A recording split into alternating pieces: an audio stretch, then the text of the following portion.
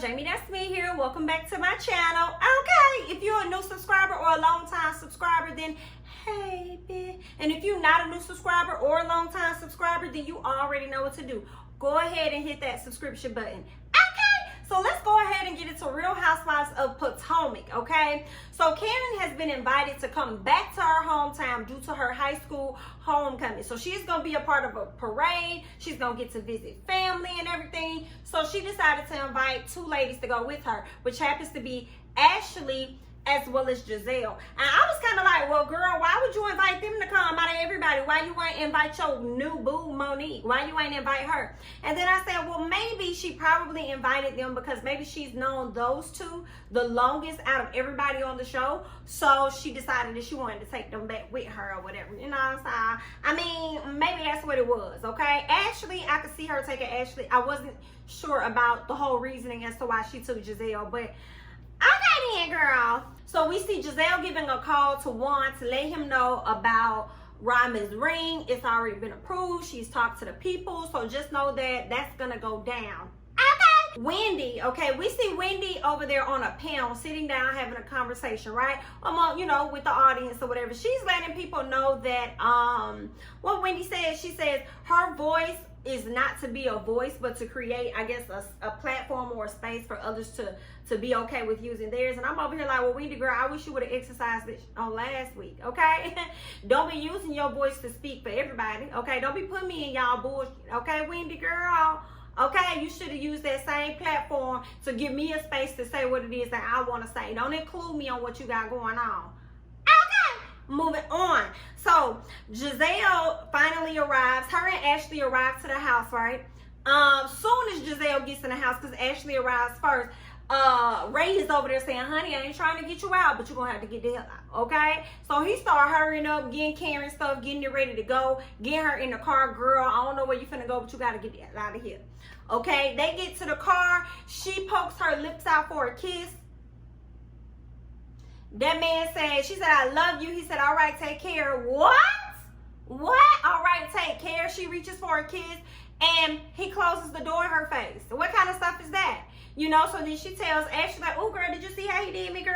He didn't even want to give me a kiss. Ashley said, I guess you met your quota. And I'm like, I don't like that at all. I don't like that at all, Mr. Ray.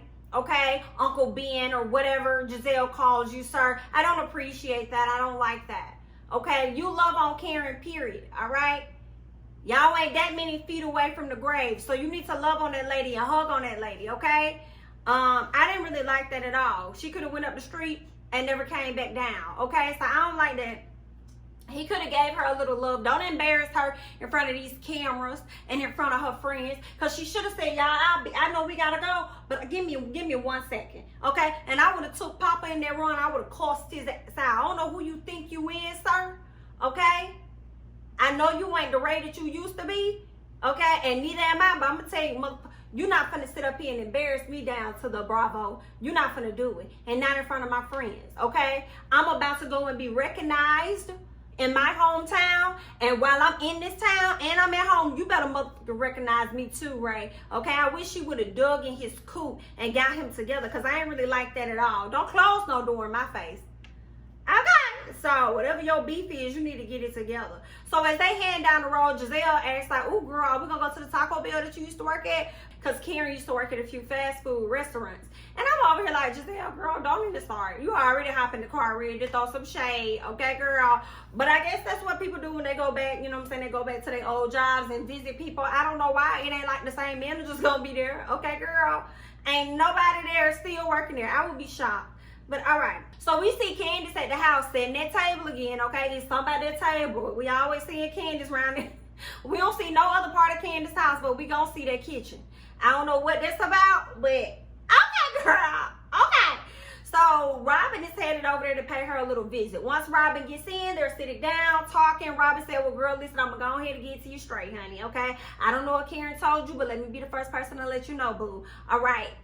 Karen invited us over because Monique wanted to have a conversation, you know, with all the ladies. And she started talking and stuff, but it started getting a little shaky for me because I just felt like, girl, you were just so fake. So basically what she said was that she is not remorseful, honey. And she just, you know, she said she was blacking out and all this other stuff, so she couldn't remember, but she seemed to remember a whole lot. But girl, she said she ain't sorry for slapping the hell out you and being your ass, girl. She just not. So once Candiace heard this, she immediately gets upset. I'm trying not to cry about this, but I just and you know, she gets emotional. But Candiace is really upset because she really looked at Monique as her friend. Okay, she genuinely looked at Monique as her friend. And for her to just turn on her in the capacity of what she did, is she never saw it coming. She still heard about that. You know, sometimes you can see it coming. It's like, I figured that was going to happen. But when you can't see it coming, you know, it hurts a little differently or whatever. So, I mean, you know, sorry for ya. Robyn says that she is so disappointed in Karen because she felt as though Karen did not publicly call Monique out on her SHI. But then they did a flashback to show that, yes, Karen did. She did at least let her know, like, girl, you was foul. You was wrong. Okay, girl, you was out of line. It was not warranted, girl. So I don't know what else to tell you, but you're going to have to get it together. So we did see that. So whatever Robyn came and she telling Candiace, girl, listen, it's not accurate, okay? At least that part wasn't. I'm like, girl, why you sitting up here? You know they didn't let it call out or whatever. So then Candiace said, well, that's funny because I had a conversation with the Grand Dame, and what she told me she would have done had she been in my situation, honey, she said she would have been pressed all of those charges. Okay, she told me to seek some type of legal action. Okay, so Robyn was kind of shocked and shook by this, and Candiace says, well, girl, you know, enough about that, you know, because I'm really just tired of talking about it. I got my problems. I really want to just get into your problems, honey. I'm hearing from the blogs, girl, that you got some tax issues, and what's tea with that? And Robyn's like, oh, girl, honey, I did not come over here to talk about me nor my financial situation, honey, but girl, yes, honey, that is my storyline again. Yeah, I know it happened a few seasons ago, but I figured I'd bring it on back, you know, because I ain't really got anything else to talk about. So I just want to let you know, girl, that is what happened. I miscalculated. I'm not good at being an accountant. Okay, let's be clear. And I had some unreported income. You know, well, really, what it really was is I was trying to, like, I was getting so much money, and I didn't think that I needed to report it because, you know what I'm saying, I was trying to be slick or whatever. I didn't think nobody was gonna really catch up to that. I didn't think they was gonna find out about that or whatever like that. Because really, I ain't had no intentions on paying the taxes, and I figured if I ain't put it on there, you know what I'm saying, they would never find out about it. But they ended up finding out about it, okay? And yeah, that's where we at, girl. I know. I had to bring it back. I ain't really have no other storyline, really had nothing else going on. So I figured, why not just bring some back from a few seasons ago and just resurface that and make it work into my storyline now. So, I mean, that's where we at with it, girl. So I'm trying to figure that out. Like, one's not happy with me. We trying to get a house. I got this lien right now, girl, and we ain't even gonna be able to get a house. So it's just a lot going on, but you know, like I figured it out a few seasons ago, girl, I'm gonna figure it out again. And Candiace is over here like, well, girl, won't you the same person sitting up there telling Karen when she had her tax woes that you didn't believe that she didn't know about her taxes, and here you are sitting in that same seat. Ooh, honey, girl, what's going on over there? Okay. She got this whole gear on, her alter ego named Tatiana. She's meeting with her man. You know, he's playing a different character. I think he said his name was Dylan. So, you know, they up there flirting at the bar or whatever. She brings up the tax situation. One, it's like, girl, they just on you, okay? You know, I had my situation before. Now it's your turn. You know what I'm saying? I ain't got nothing to do with that. And I'm over here like, one, I know you not. Because she stayed with you and helped you figure it out. So you need to go ahead and do the same thing over here, okay? But then again, Robyn, didn't you mess up his money the last time by giving it to your friend that ended up stealing from you? So, oh my God, it's a lot, okay? So, he said that's on her, and she didn't want to take it down another negative road, so she just said, listen, I appreciate you for being understanding. He said, yeah, you know, it's all good. You know, I had my situation, so, you know, I understand all about that, okay? So, Robyn, let this be the last time, okay, girl? Let this be the last time, honey. Okay? And you don't need to do, I know you're trying to save on money, okay, but you trying to save money makes you lose a lot of money, so you need to cut it out. Go ahead and hire you an accountant that's going to focus on the funds and that's going to do it right, okay? Get you somebody you can trust, okay? You may have to reach out to Monique and Kris and them to find out who's handling, you know, their finances, okay? So you may have to do something like that, girl. You're going to have to get it together. But we don't need to see this no more, because I don't know what kind of generational wealth you finna leave behind for these boys if you keep getting snatched up by the IRS, girl. You need to move a little better. So Karen takes Ashley and Gizelle back to her home area, okay? To all of their land, you know, acres and acres of land, okay? It's their family farm. And it used to be a plantation where her family were slaves at. But as they got older, you know, generations later, I believe it was her dad, uncle, a few people within her family ended up purchasing the land. So now they live on the land and they also harvest and do a lot of things and sell it to different companies or whatever.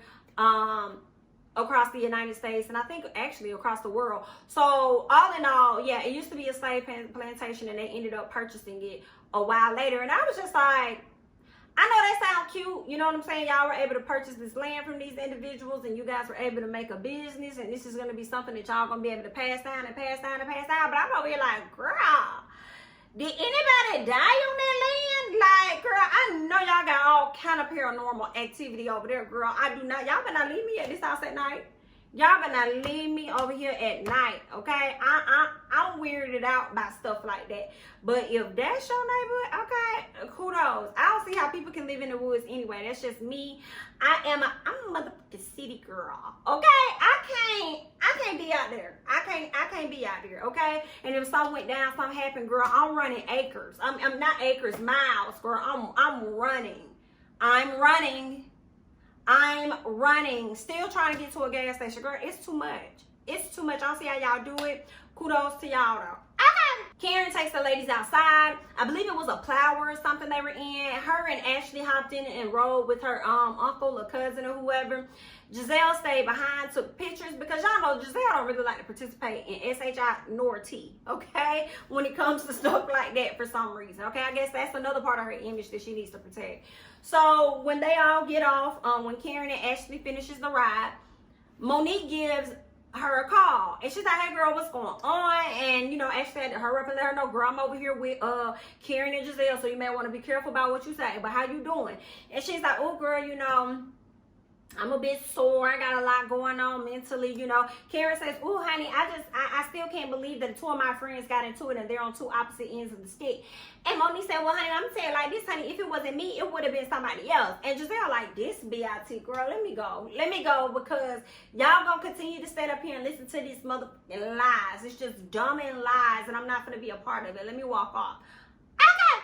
So she walks off. And they get off the phone. Next thing you know, Gizelle pretty much says that, you know, she's a liar. Okay? I'm not really hearing nothing that she has to say. And then Karen says that she told Candiace that she should have looked into taking some type of legal action. And then Ashley said, oh, that's what you said? So does Monique know that you had this conversation with Candiace? Like, you be all up in her face, miss, I ain't trying to choose sides. Is that what did you let her know? And Karen says, well, no, maybe, possibly, 1, 2, and a possible. I'm going to make sure that she knows now, okay? Because you have a very big mouth. And I'm going to make sure that she heard it from me. Okay, so that's what Karen says, honey. And I mean, it was good that Ashley did ask her, but I'm like, oh girl, I really was like, you sure you want to say this around Ashley? Okay, miss, I don't want to be in the middle of anybody. I'm not choosing a. Karen says she's not going to choose a side, but one of the worst sides you can be on is in the middle, and you riding that motherfucking fence. Okay, and you over here feeding this person what the hell you think they want to hear, and you over here feeding that person what it is that you think that they want to hear. And then they both gonna turn around and look at you like you the flawless one of them both. Okay, they gonna be like, I mean, I already saw her for her works, but you have outdone yourself. I did not expect that, grand dame. Okay, so girl, it's a little shaky. You may want to be a little careful. Okay, riding that fence, it's gonna hurt in a minute, girl. Ashley in the confessional says she feels like Monique looks up to Karen, you know, and she feels as though Karen knows exactly what she's doing. And I feel like Karen does know exactly what she's doing, okay? And I already explained that. She trying to get this person what they want, get that person what they want, and what she don't understand is riding that fence gonna hurt, okay? In a little bit. All right? So then, so Gizelle says that she don't want to have nothing to do with what's going on with Monique. She said, girl, next time she call you, let me know so I can get the hell on, okay? Karen says that she is done with the situation. She's just done with it. she don't want to deal with it or whatever. Yeah, you saying that you done because both of them your friends, but now you starting to see how you're putting yourself in the middle and how that's gonna come back and it's gonna haunt you. But okay. Wendy goes out to eat with her sister Ivy because she don't really know how to have this conversation with her mama about like, listen girl, you know, I ain't trying to do all that SHI that you want me to do. Okay, I know you got this high grand status, but girl, listen, I ain't trying to do it. But here's the thing, Wendy, I feel like this is stupid for this to even be a part of your storyline. Because whether you're teaching at Johns Hopkins or not, you still have the doctorate, right? They can't take the doctorate away from you. So you said that your mom is of a certain caliber or she's looked at in a certain manner because you have a doctorate and your sister is a surgeon, she has her doctorate or whatever. You still have the doctorate, okay? So you forcing this this whole storyline to make it seem like your mama gonna be that pressed, it's a little shaky for me. Okay, you still probably will be doing better than some of the people in Nigeria, so she still will have the same status. I don't know how that works over there. Y'all will hop in the comments and let me know because I don't know. But I'm confused on you forcing this. Okay, so they did a little role playing. Moral of the story is her mama's still gonna be mad. But this is the thing: you're a grown woman with 3 whole children who you have to now live and set an example for. I don't know why you have so much weight sitting on, or have so much of your mama's weight sitting on your shoulders. Okay, what kind of degrees or what has your mama gotten? What has your mom done? Because it seems like her success has been written off of her daughters, and at this point, I'm a little confused. So you need to get it together by the next few episodes, or you coming on next season gonna be a little shaky. Okay, so get it together, boo. All right, I still like you though. I still like Wendy. You know, it's just this storyline thing. I'm a bit confused about it. So let's move on. Karen has his parade. Gizelle feels as though Karen invited her and Ashley because they're the 2 individuals that can see right through her MFNS. And she just want to let them know that she's still that girl and she's that girl back in her hometown. Okay, so Karen gets ready to hop on her Bentley. Gizelle throws shade. Karen says, girl, you over here talking about it's only 7 people, but honey, you wanted to be a part of those 7 people. So then Karen goes to her confessional and tells Gizelle, girl, you need to just sit down, honey. I don't know why you trying to come out here to my town and thinking that you're going to be that girl, because you can't be that girl. Girl, you wasn't even that girl in New Orleans, honey. The people didn't even know you was out there walking the streets, boo. And it was hilarious because they did a flashback and nobody was on the streets for real. So, but with Karen, there were a few people. Let's be clear, Karen. You ain't have a whole heap of people either, okay? But you had enough. You definitely had more than Miss Gizelle, but okay then, girl. So that was quite comical to me, okay? As Ashley and Gizelle walked off, they discussed Ray and Karen and, you know, how they both evolved and not the same people anymore. Ashley found the parallels within her own relationship and how her and Michael need to have conversations to prevent history from repeating itself within their relationship, okay? So we just gonna see. Ashley said if it does, she gonna be single, but y'all saw how she did that, meaning Ashley don't give a damn which way it goes, she gonna be rich either way it is. So there we go. So while they're outside, Gizelle is like, oh, this a parade, this a nitpicking or whatever like that. And I'm like, Gizelle, stop acting like you ain't never been to no high school homecoming parade. Okay, girl? Stop trying to throw shots or whatever and just be glad that you were one of the people that got an invite. You need to calm down, boo. Okay? So then Gizelle begins to reflect on how small the town is. She says that, you know, Karen is one of the individuals that actually made it out. You know, she married a successful husband. She's now on this television show and she's gained her own success. So to them, she is like the Beyonce of the town because she definitely made it out of the area. So she kind of gave her props at that moment, you know, so that's what's up. Afterwards, Karen decides to take the ladies to her church that she grew up in. It was kind of tough for Karen because that's the church that I believe her parents were, you know, a part of and had some type of leadership role in the church. And when she got back, it just really reminded her of how much she missed her parents. Memories came flushing in, and she had to take a break from the ladies, and she really had to go cry it out because she still misses her family. Her parents have only been gone for like 1 year to 2 years now, so it's been a lot for Karen, you know. And then to just think about how Ray just wasn't like loving on her and being even more compassionate, that made me feel even more of a way. But Karen said something about how she's gonna really try to work things out, work through it with Ray. Yeah, you should, because y'all are only getting older. Okay, I don't know if Ray will find someone else, but Karen, you definitely would.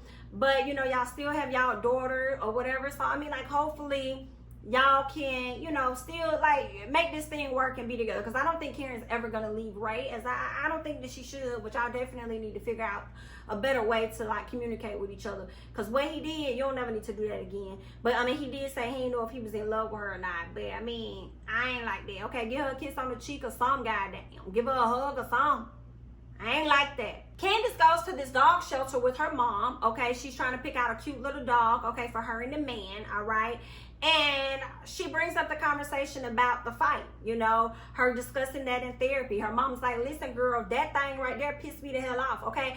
We don't have time for stuff like that. What grown woman is out here saying that they gonna kill you and this and that, and they want to be out here fighting in the streets? Who does stuff like that?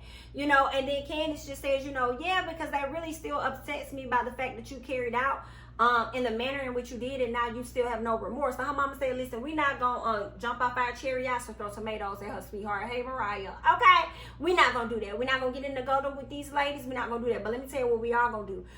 We gonna get in touch with that attorney, okay? Because as soon as she did what she did, you know, we should have got an attorney, and that's what we're gonna do. And Gizelle even referenced that, you know, back at the ranch when she was just like, listen, Candiace should have pressed charges on Monique that night. When everything went down, she should have did it that night, you know? So obviously Candiace's mom is on the same wave, so they about to just figure it out and see how this gonna go, okay? Ugh. Meanwhile, Monique is at the house. She's waiting on the pastor and the first lady so that he can come and have this conversation with her regarding the incident that took place with Candiace, right? So she's telling Kris that the pastor gave her some homework and that she needs to really think about how did she get to this place within her friendships. And he says, well, your friendships, but I thought you only had one issue with Candiace, right? Just that. And she says, well, actually, the ladies are starting to ice me out. They're starting to feel a little funny. You know what I'm saying? It's looking a little shaky for me. So, you know, he needs to help resolve a lot of stuff. It's not just that. It's deeper than what we think.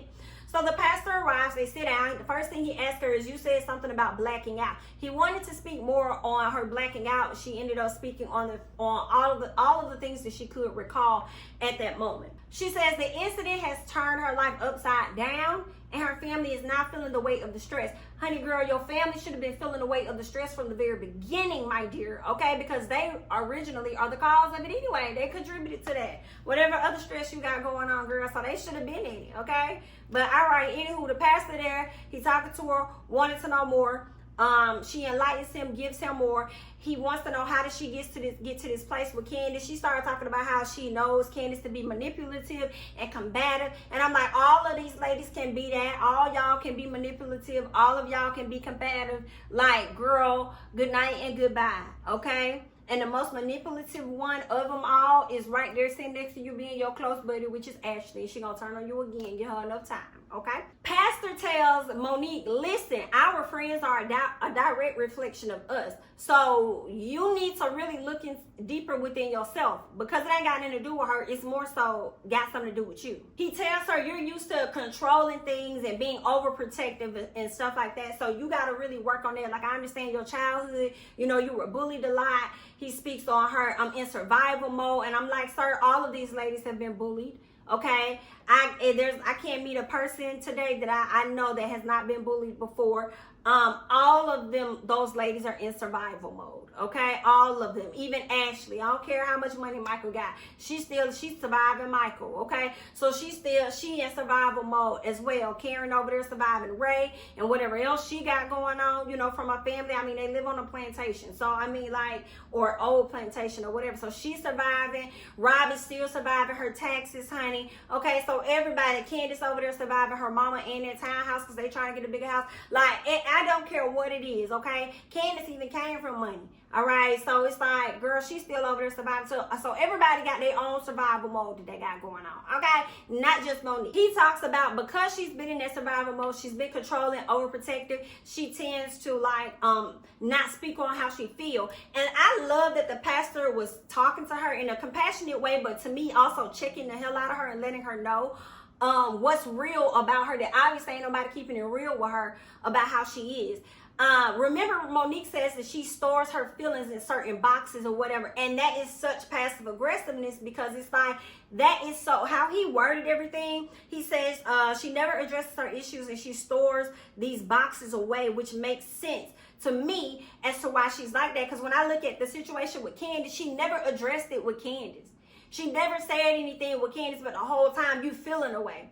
Whole time, like some of y'all right now feeling away about somebody right now at this moment. And that person living their best life because they don't even know what the hell going on because you ain't never tell them you had an issue. And everything they do, you still mad at. And it's like, nigga, what you mad at? I ain't even know you had an issue with me. You ain't never tell me nothing. So it makes a lot of sense. Like Monique has issues with communicating her feelings. And sometimes when people do have issues with communicating how they feel, they result to just assault. So, yeah, that's not healthy for herself nor the people around her. So the pastor goes on to tell her, listen, you're surrounded by a group of friends that are not impressed by your level of perfections or the perfections that you place upon yourself. Like, they don't care about that. And because they're not impressed and they don't care, that bothers you, okay? Which once again goes back to Monique always being concerned about her image and how she's seen and all this other stuff. But they don't really give a damn about that. And because of that, it bothers her, you know what I'm saying? Well, they're not easily impressed by whatever else she got going on. So then the pastor also tells her, so listen, with all of this being said, just know that it's not Candiace's fault. This is your fault. You know, this is one of your own. You have something that you need to deal with internally. And so with hearing all of this information, Monique then begins to feel the guilt. And she begins to cry. And she says that you're right. Basically, she admits that it has nothing to do with Candiace and that Candiace did not deserve this. Kris chimes in and says that he needs to give the other Kris a call so that they could talk. I don't know what ended up happening. I guess he wanted to let Monique talk to her first or something because this all happened a year ago. And Kris is just now hearing from you this year like a month or so ago. But, okay. So that's pretty much how that ended. You know, Monique was crying, sharing her tears, you know. I didn't really feel, it was a little shaky for me. So some parts of me felt a little bad for Monique, and a lot of parts was like, it didn't. Like, I don't care that you mad, girl. F you should have never took it to that level. But a lot of times, like I told y'all before, a lot of times how people operate and show up in the world as an adult really has a lot to do with what they've been through as a child. And a lot of y'all just keep reliving that trauma because y'all never go and sit down and have a conversation with somebody so y'all can really deal with it, you know what I'm saying, and break whatever curses or whatever you got going on within yourself or heal certain parts of you. So it's like it kind of makes sense why once she probably never came from money, got bullied or whatever. Once she got a man that had money, she probably had to show up as a certain place. Like, I'm not that person anymore because I got this and I got that and I'm doing this and I'm da-da-da blah blah.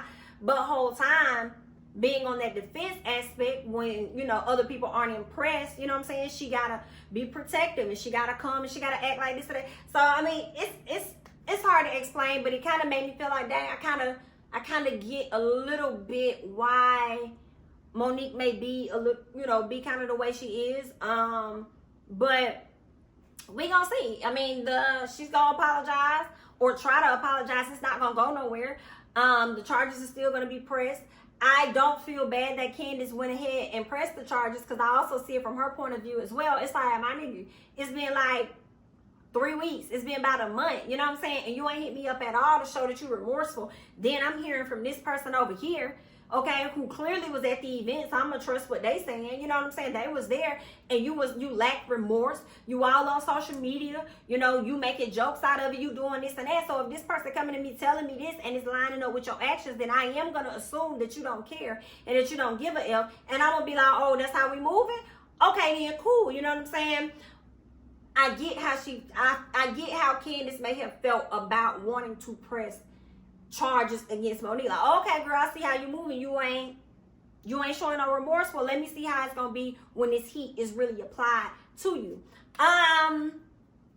Yeah, so I understand where Candiace was coming from, but I think that she still could have took a different route. But that's another lesson for Monique to learn. Like, you can't just go out here and put your hands on people and think they're not gonna press charges and jeopardize everything that you got going on. And I don't know if I said this in another review, but I've definitely said this somewhere. And I'm just like, it's so interesting to me that Monique, you are a person that has a lot to lose. You know, the thing, you got all these houses, you got not for lazy moms, you got this and that, and yet you feel as though, Candiace is on this level lower than you. It's funny that you're the person that got the most to lose and you were willing to take it to that level with her to where you could lose all this shit. But, okay. So those are my thoughts about that. Like, I understand, you know, Candiace wanted to press charges. It is a difficult situation with you working with this lady. And I just feel like when I look at Married to Medicine and Toya and Mariah threw down, I'm talking about they really got it in. And here they are, they're good friends now. So, I mean, you can't overcome this situation. You know, so, I mean, I mean, that's going to make it a bit more complicated with the whole pressing of charges and stuff, only for Monique to go do tit for tat, and then whatever, here we are. So we'll just see as the story continues to develop. That's all I got. Y'all leave y'all comments below. Were you really here and believe in Monique and how she felt that she was really remorseful when the pastor came over, or do you think that it was just yet another facade and her being fake as hell? Okay, y'all let me know about that overall situation. What are your thoughts about Juan and Robyn and her taxes and everything? Do you think Juan should move forward with an engagement with a woman that still cannot manage her finances? What are your thoughts about that? How did you feel about Ray not wanting to give Karen a kiss and show her any love and she take this trip up the road? Okay, like, what are y'all thoughts about this entire episode? Leave your comments below. Don't forget to subscribe. When you subscribe, make sure you hit that notification bell. I'm your girl, Jamie. That's me. Again, don't forget to like, comment, subscribe, share my videos, and I'm going to catch you guys in the next one. Bye-bye.